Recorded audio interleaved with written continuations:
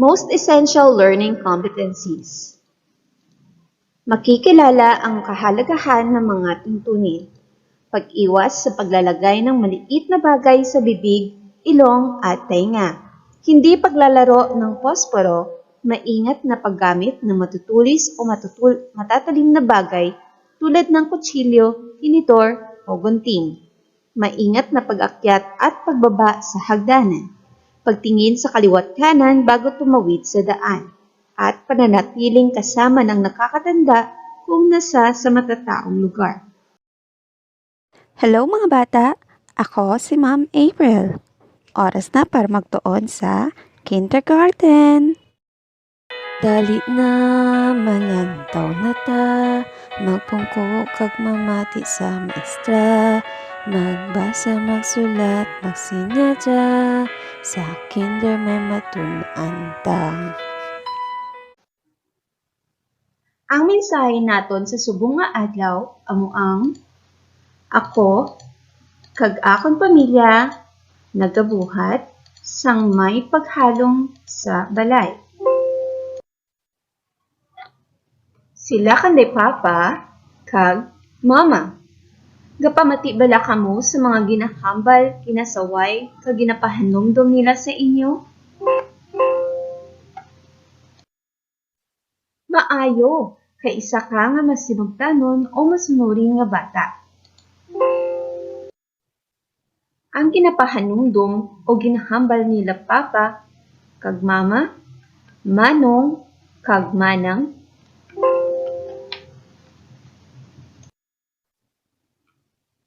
tita, tito, lola, lolo. Pati na sa akon nga inyo maestra, para sa inyo ikaayo, para malayo kamo sa masakit, disgrasya o aksidente. Tun-an naton subong ang party sa safety posters o mga nagkalain-lain nga mga pagsulundan o pagpahanumdom para sa aton paghalom. Basahon ko ang mga pagsulundan kag sulito ninyo ang akong ginahambal. Handa na bala kamo? Maayo! Una nga pagsulundan, hindi ako magbutang sang mga gamay nga butang sa akon baba, sa akon nilong, kag sa akon dulunggan. Pwede ini magdulot sang seryoso o delikado nga halit sa akong lawas. Pwede ako sini matuk-an kag mawad-an sang ginhawa. Gani, hindi naton pagsudon agud malikawan naton. Ikaduwa nga pagsulundan, hindi paghampangan ang posporo. Ang posporo pwede makaobra sang kalayo. Damo na sa mga kabataan ang naaksidente bangod sa paghampang sang kalayo tungod sang posporo. Pwede ini mangin kasugdan sang paso, sunog sa sulod sang inyo balay, pati na sa bilog nga komunidad. Hindi na akon ini gusto nga matabo. Gani, ginalikawan nakon ang pagampang sang posporo. Ikatatlo nga pagsulundan, mahalong ako sa paggamit sa mga talong nga pagkabutang parehas sang kutsilyo, tinidor, gunting, lapis o ballpen, buka nga botilya kag iban pa. Pwede ako sini mapilas, matuslok, kag madamo pa. Ginalikawan man nakon ang pagdalagan sang pagkakapyot sang sini nga mga pagkabutang. Mas maayo nga tupad ko ang akon ginikanan o mas magulang sa akon para maggiya sang husto nga paggamit sa sini nga mga pagkabutang. Tapos ko gamit, ibalik ko ini sa husto nga bulitangan. Ikaapat nga pagsulundan, mahalong ako sa pagsaka kag pagpanaog sa hagdanan. Hindi ako maghampang o magdalagan sa hagdanan. Hindi man ako magkabit kag magpadalhay sa hagdanan. Ini para malikawan ang aksidente. Sa hagdanan, pwede ako matipalo, madalinas, kag mahulog o madagdag. Gani, maglakat ako sang mahinay kag magpanguyapot sa kalapyutan sang hagdanan, samtang nagasaka kag nagapanaog sa hagdanan. Gamiton ko ang tuo nga bahin sa ngalagyan o right of way, agud malikawan ang pagbinungguanay. Ikalima nga pagsulundan, malantaw ako sa wala kag tuo, antis ako magtabok sa dalan. Hulaton ko mapundo ang mga salakyan kag mag-agi ako sa pedestrian lane kung magtabok para hindi ako maiptan.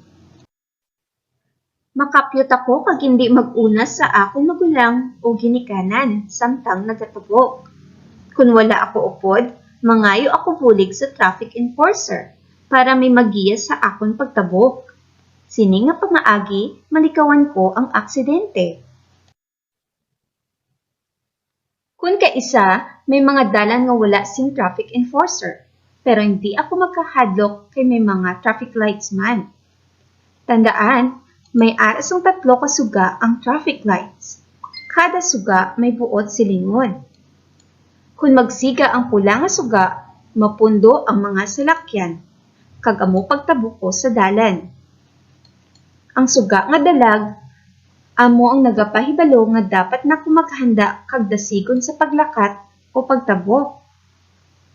Kag pagsiga sa suga nga berde, dapat nakapundo o nakatabok na ko kay maandar na kag malakat ang mga salakyan. Oh, ano ang natabo sa bata? Kabalo-bala ka mo kung nga nagahibi ang bata? Insakto, nadula ang bata.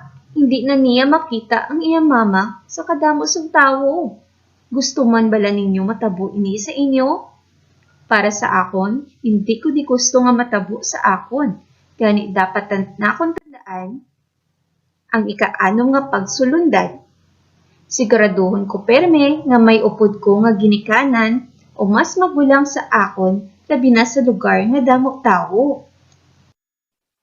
Kag kun sa tion nga nahitabo nga nadula ako, hindi ako magkahadlok, hindi ako magkalipat magpangayo bulig sa mga masaligan nga tawo parehas sang pulis. Dapat man akong tadaan nga nakahibalo ako sang akon ngalan, edad, pangalan sang akon mga ginikanan, kag sa lugar nga akon ginaistarad. Agud mapahapos ang mga otoridad magtultol sang akon balay, kag masigurado nga insakto nga mga ginikanan ang makuha sa akon. Kag amo ato ang nagkalain-lain nga mga pagsulundan nga dapat sundon naton sa paghalong. Sa liwat, importante bala ang paghalong? Oo mga bata, importante ang paghalong. Pero nga insakto mga bata. Agud malayo kita sa disgrasya kag malikawan ang mga aksidente kag masakit.